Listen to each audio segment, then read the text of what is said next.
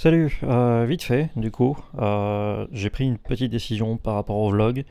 Même si j'ai fini d'éditer les deux premiers vlogs pour les deux premiers jours, j'en suis arrivé à la conclusion que condenser les deux, trois premiers jours directement dans deux vidéos, c'était assez long.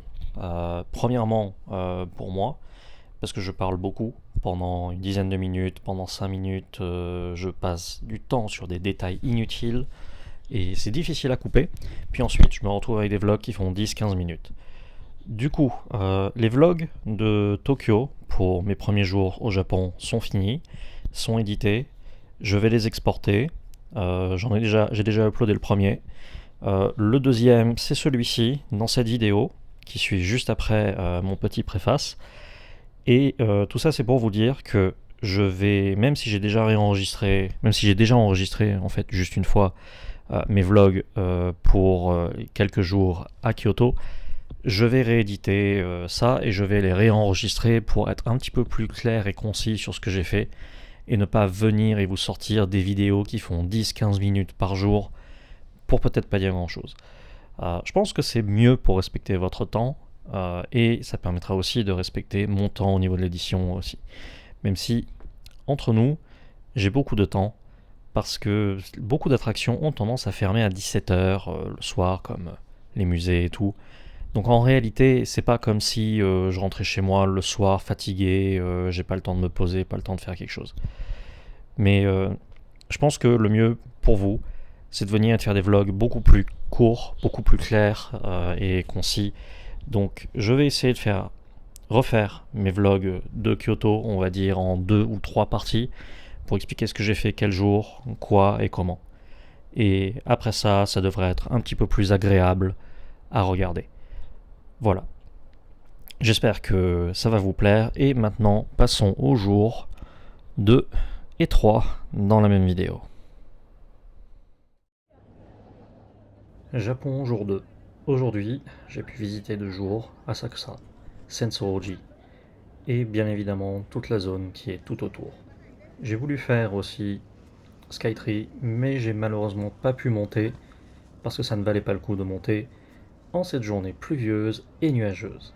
Il y a bien évidemment des écrans pour pouvoir voir l'état en fait de la vue de Skytree avant de monter, avant de prendre le ticket. Et l'hôtesse m'a gentiment informé qu'aujourd'hui c'était très nuageux et que ça n'en valait pas la peine. Du coup, j'ai quand même visité Skytree City avec un magasin plein d'objets, d'animés en tout genre, Pokémon, Digimon, Boku no Hero Academia, Jujutsu Kaisen, Spy Family, les trucs vraiment populaires et à la mode, vraiment en tout genre. C'était assez impressionnant. Mais ça, c'était dans l'après-midi, et je pense que j'aurais mieux fait de commencer directement avec quelque chose de ce matin. Maintenant, sur le meilleur micro, je vais directement expliquer ce que j'ai fait ce matin lorsqu'il pleuvait. Parce que malheureusement, il arrive que de temps en temps, la météo fasse des siennes. Et aujourd'hui, c'était ce jour-là.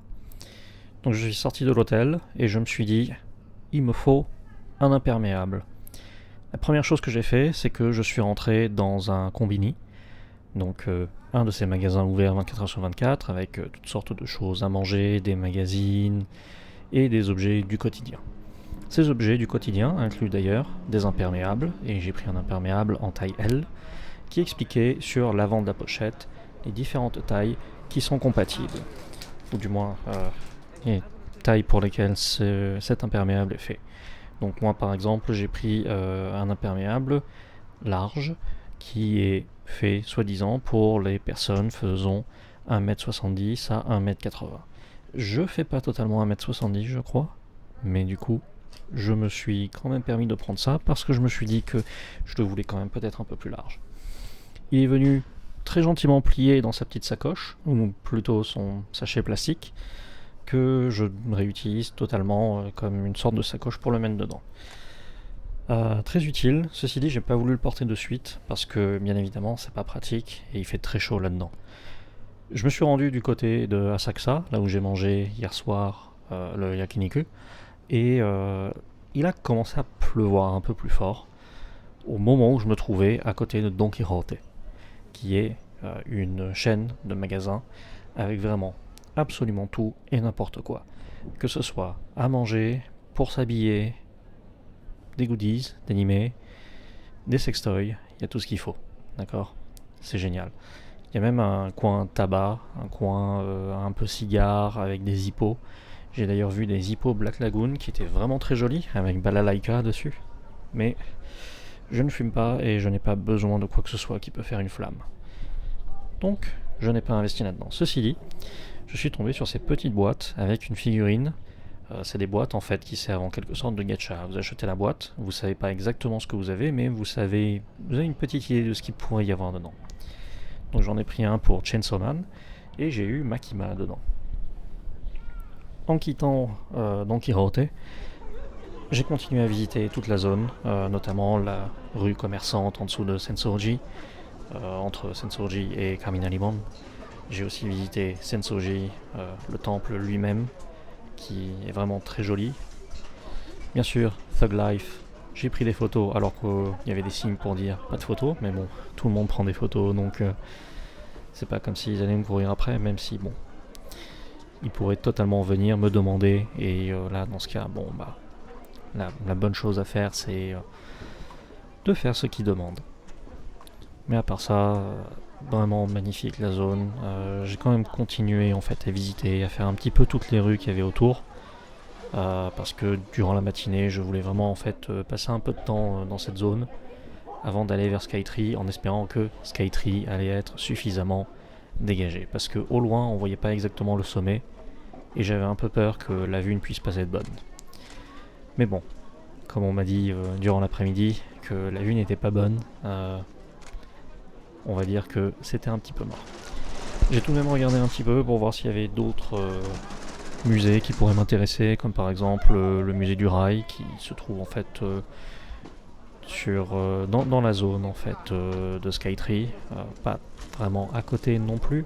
Il y a quand même une petite marche. Il y a aussi le parc Sumida, il y a aussi l'aquarium Sumida qui est à Tokyo Skytree City. Et tout ça, c'est à une station de train, du train en fait qui part de Asakusa depuis la station qui est à côté de la rivière, il me semble. Donc voilà, c'était assez intéressant. Ce soir, ce que j'ai fait, c'est que j'ai mangé quelque chose que j'ai acheté dans un conveni. Donc j'ai acheté directement un sandwich, j'ai acheté un corn dog, j'ai acheté un pain avec un hot dog au milieu. C'était bon, c'était vraiment correct. Et au niveau de l'argent que j'ai dépensé, je me retrouve quand même à devoir payer en cash à certains endroits. Ils prennent pas tous le sans contact, notamment celui de Google Pay.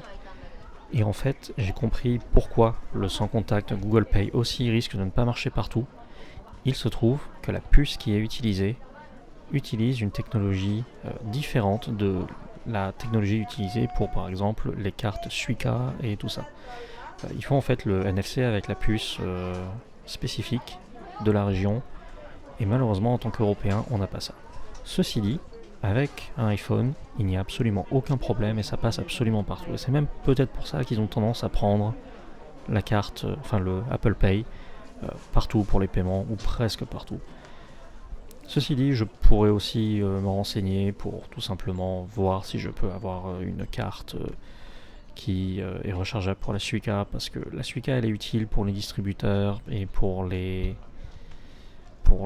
trains, bien évidemment. Mais il faut quand même que je recharge la carte avec du cash. Je ne peux pas la recharger avec une carte de crédit, malheureusement. Ça m'arrange pas. Je sais qu'il existe des cartes, mais je ne sais pas du tout si elles sont accessibles pour les gaijin. Donc on va voir. Et au pire, j'irai retirer de l'argent. Le change me servira toujours pour faire du gacha. Peut-être. Donc voilà, aujourd'hui c'est assez court, j'ai pas exactement grand chose à dire. Ce qui se passe en fait, c'est que j'avais surtout beaucoup de choses à visiter. J'ai pris énormément de photos. Aujourd'hui, je crois que j'en suis à peu près 700 photos. Ce qui est assez surprenant quand même.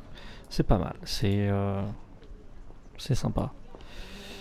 Et je suis vraiment globalement content de ce que j'ai fait. Donc sur ce, on se retrouvera sur sans doute le prochain vlog. Je ne vais pas vlogger tous les jours ou enregistrer quelque chose finalement. Je sais que je reviens un petit peu sur certaines décisions et que la façon dont j'explique tout ça, c'est un petit peu fouillis, mais voilà, c'est vraiment un vlog sur le moment comme ça.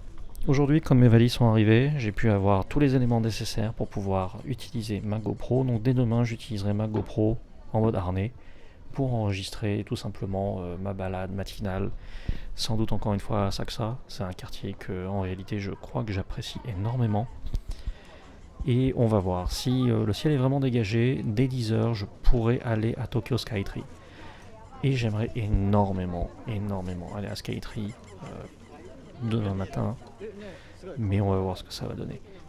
Pour le moment, j'ai pas encore checké la météo. Normalement, il fait suffisamment clair, mais ça, c'est ma météo. Elle est peut-être pas aussi précise. Je devrais regarder la météo japonaise directement, qui, il paraît, est vraiment précise. Quand ils disent qu'il pleut, il pleut. C'est comme les trains, c'est à l'heure. Donc voilà. Troisième jour au Japon. Cette nuit sera ma dernière à Tokyo avant de passer à Kyoto, enfin. Je suis encore passé dans la zone de Sensoji, Kaminarimon, Nakamise. J'aime beaucoup cet endroit, c'est vraiment sympa. Et aujourd'hui, avec la météo, c'était vraiment génial. J'ai pu refaire quelques photos beaucoup plus belles que hier, avec un ciel beaucoup plus bleu. Du coup, vu qu'aujourd'hui il faisait extrêmement beau, c'était l'occasion de finalement monter dans Tokyo Skytree. Et c'est quelque chose que j'ai fait juste avant midi. Et je suis descendu pour à peu près 13 heures. Donc j'ai en tout passé 1 heure et demie là-haut, je crois. Pas mal de temps aussi à faire de la queue.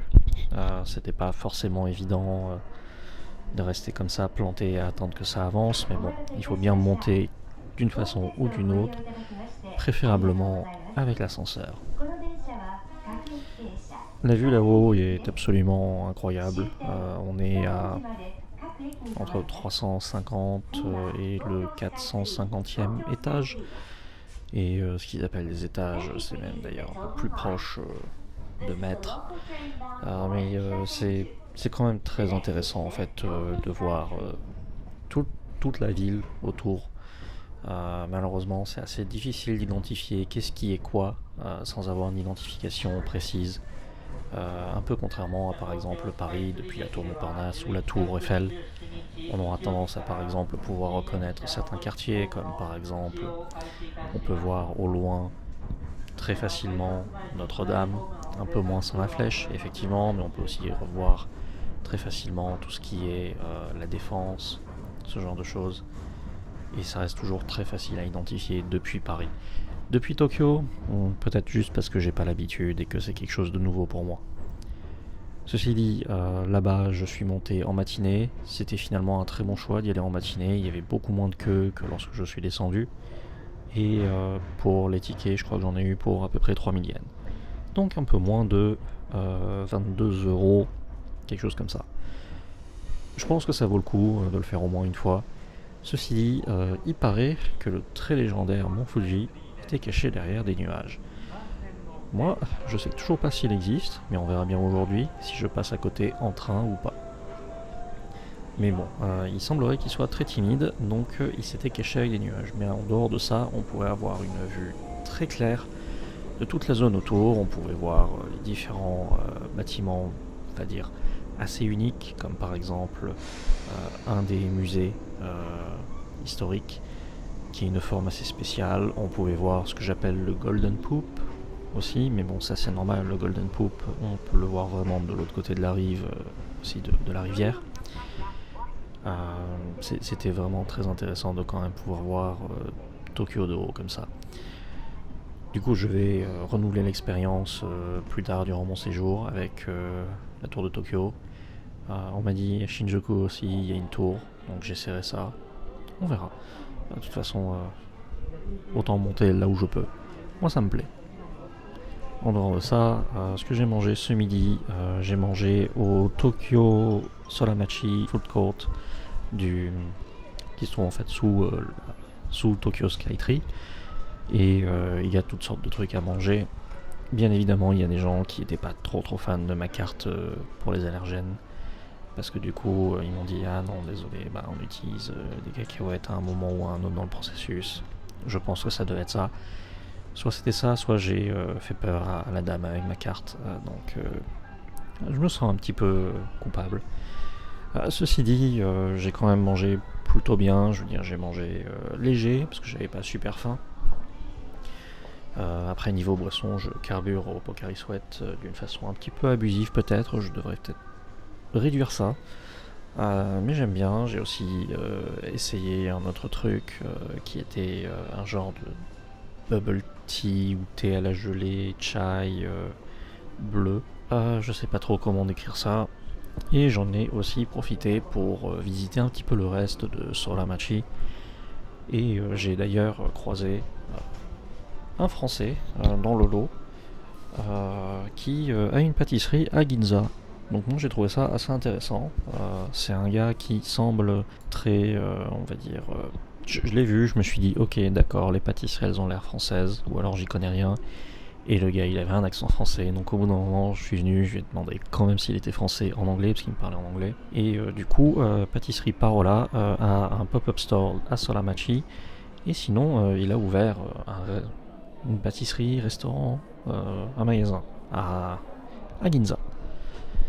Donc assez intéressant si jamais on cherche des pâtisseries un peu à la française.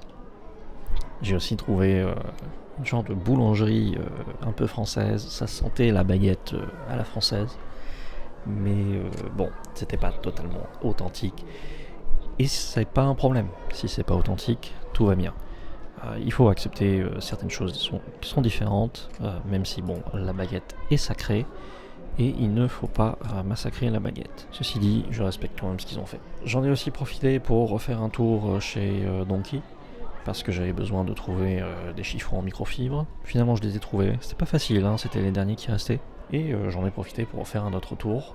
Je suis toujours très impressionné par ce qu'ils ont chez Donkey. C'est vraiment toujours très impressionnant pour moi. Un magasin comme ça, on en a besoin. Je dirais même en France. On me dira qu'il existe des magasins semblables à ça, avec toutes sortes de choses diverses et variées.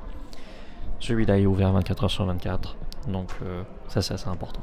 Maintenant passons à quelque chose que mes parents ils m'ont toujours dit non, c'est de l'arnaque, il faut pas.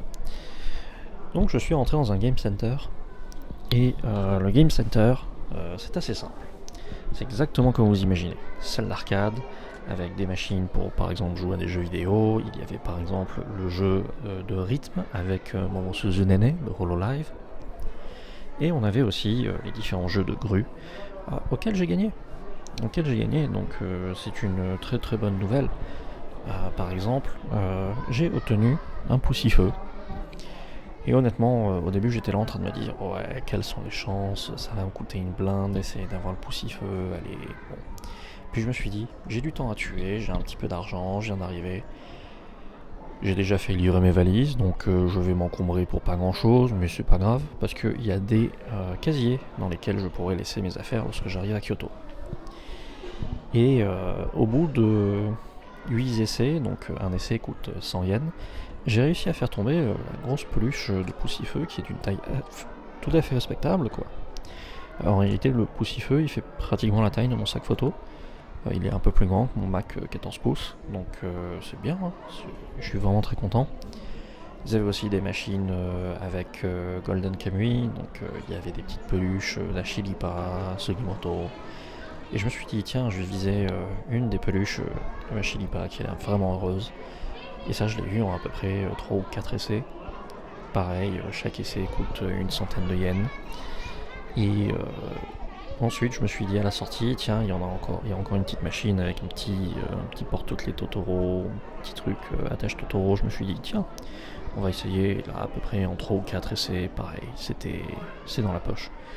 Donc je suis vraiment heureux en fait d'avoir gagné. Et en plus, la réaction de quand j'ai gagné le poussifeu, c'est que il y avait un groupe de jeunes qui passaient à côté et ils ont applaudi.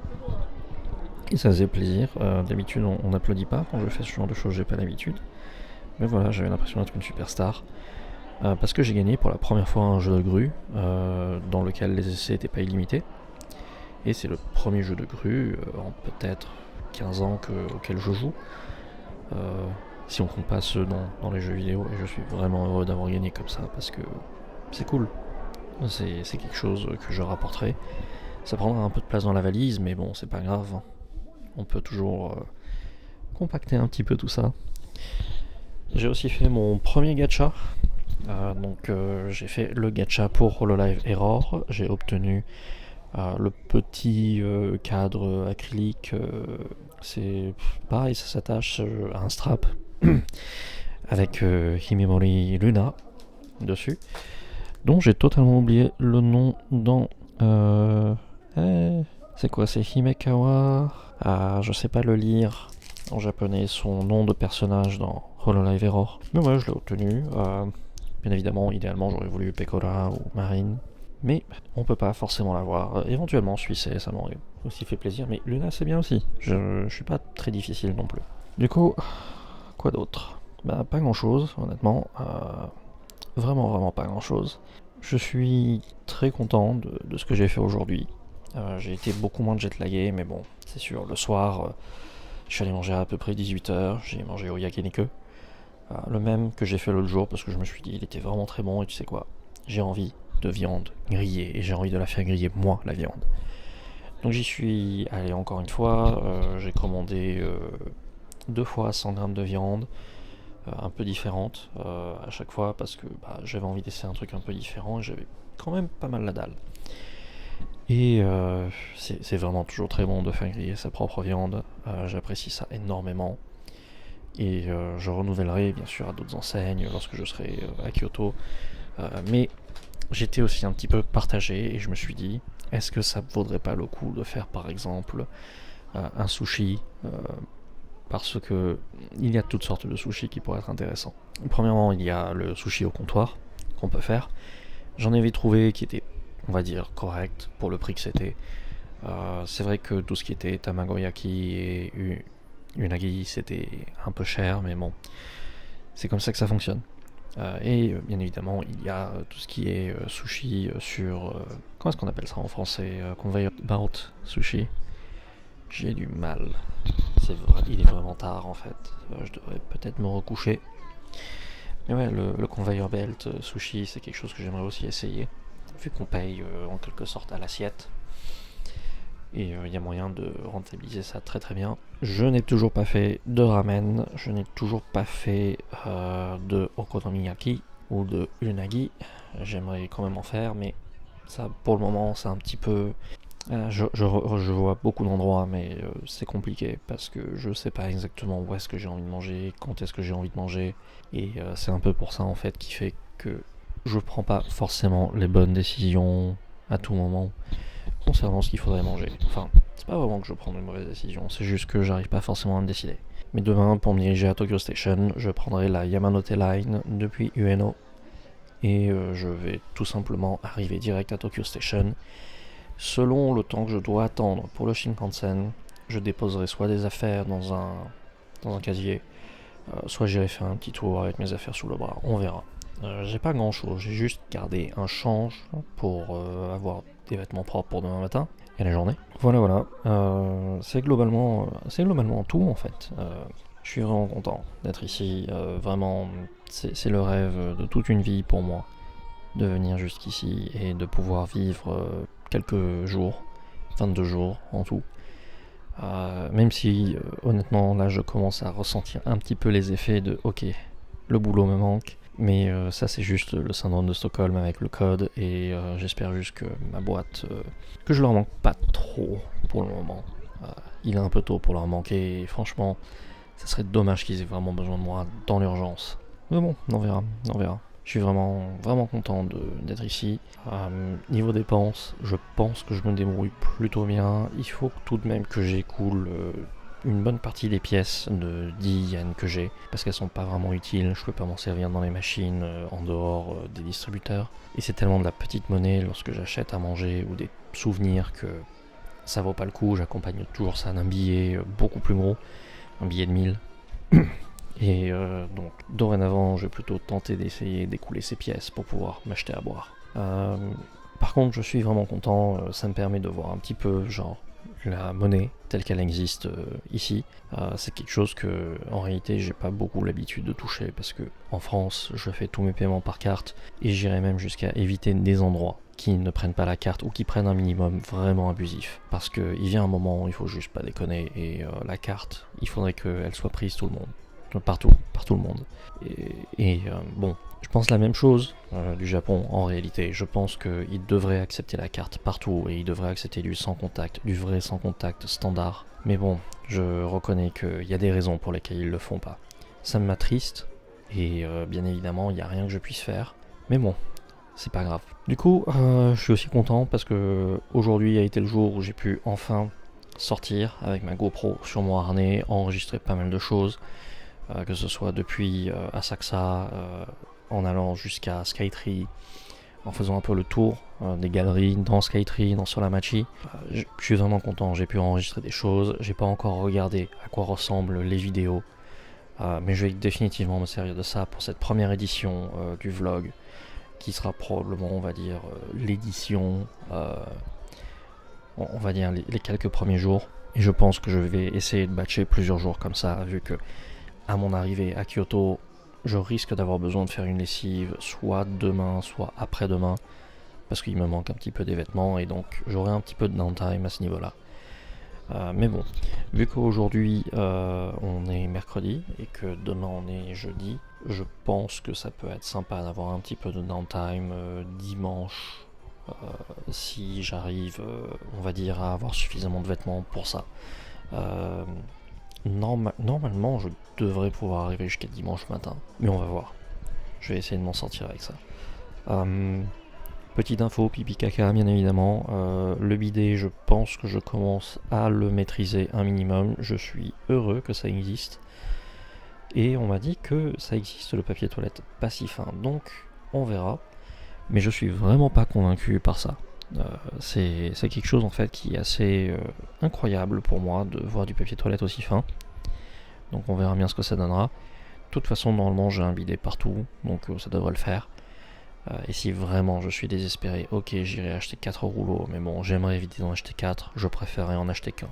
Un autre truc aussi qui est peut-être assez important à savoir, c'est que dans les toilettes publiques, il n'y a pas de savon. Donc bon, ok, ça me fait sentir un petit peu crade par moment. Je commence à m'y faire à la partie où il n'y a pas de poubelle dehors. C'est normal, faut faire avec. Ceci dit, les endroits qui servent à manger généralement récupèrent nos déchets, donc c'est bien. Et ouais, ça va être très cool tout ça. J'ai vraiment hâte.